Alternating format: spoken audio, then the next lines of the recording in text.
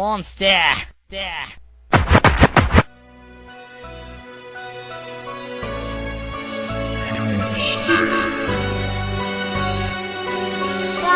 rapjapar.com.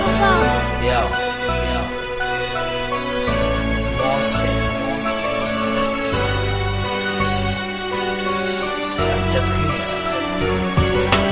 التدخين من عارف كيف ابدأ اعبر، ولا اني عارف كيف اوضح انه خطر.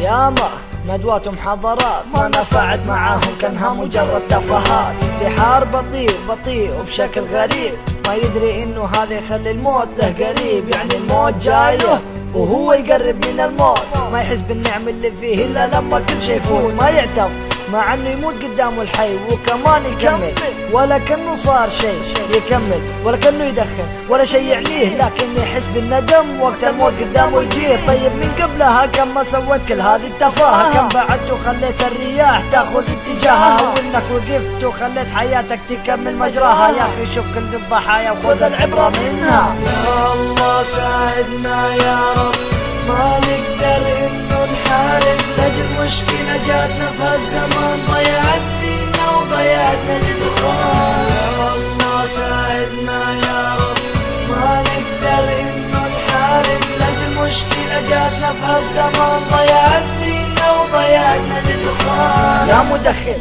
انت لما تدخن ليش تقصد؟ قصدك يعني رجالة ولا انك انسان جريء؟ ولا قصدك يوم تدخن انت بتكون رجل واحد؟ يا حبيبي الرجالة ما تكون بالقاتل البطيء، الرجالة ما هي رجالة يوم انك تعصي ربك. اعتقد انك تعرف في النهاية راح يحاسبك. قال لا تلقوا بيديكم للتهلكة، لا تعصي ربك يوم لو تبغى منه الخير والبركة. لو انه رجالة يوم تقتل نفسك بالدخان، ايش يصير الفرق بينك وبين الحيوان؟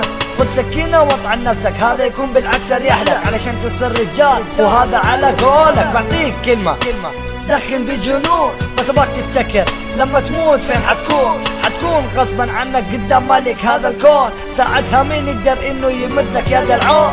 يا الله ساعدنا يا رب، ما نقدر انه نحارب لاجل مشكلة جاتنا في هالزمان، ضيعت ديننا وضيعتنا للدخان. يا الله ساعدنا يا رب، ما نقدر انه نحارب لاجل مشكلة جاتنا في هالزمان، ضيعت ديننا وضيعتنا للدخان. اللي يصنع الدخان هو اصلا ما يدخن، يصنع السموم لانه يهتم بالفلوس. لو فيها رجالة صانع الدخان اللي ما يدخن، لانه يعرف ايش بالداخل من المخفي للملموس. واعتقد انكم كلكم رجال كبار، يعني كل واحد فيكم يعرف يميز ايش يختار. بدل ما نقعد كلنا لبعضنا نخرف، ليش ما نقطع علاقتنا معاهم ونبدا نحارب؟ هذا هو الكلام، نحنا كلنا اخوان، ليش نضيع نفسنا وديننا بالدخان؟ اقطعوه ارموه فجروه خربوه من عداد اخواننا المسلمين، هذا الشي شيلوه. نحنا بالنسبة لهم كنا مجرد فتات من التجارب وبعض المخلفات. ما يصير نضيع ديننا وانفسنا للكلاب،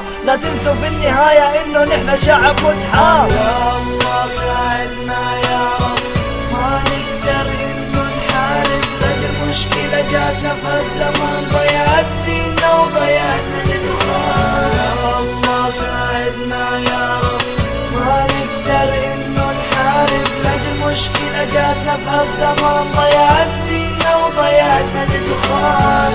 الله